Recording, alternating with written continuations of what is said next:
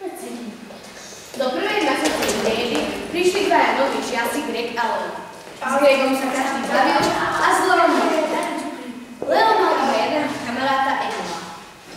Pozrite na mňa, aký som chudý oproti Leovi. Ha, ha. On je tak rozrušný. Nič sa z toho nerob. On je namyslený a trepe od došomary. To sa nemá. Po mesiaci ostatní zistili, aký je Greg zlý a začali sa baviť s Leom. Ach Bože, prečo som bol taký hlúpy a namyslený?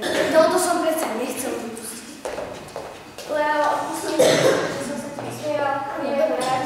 Tak teda dobre. Nakoniec sa každý kamarátil s každým a bola to najkamarátskejšia trieda na škole. Po naučení Nesúď knihu podľa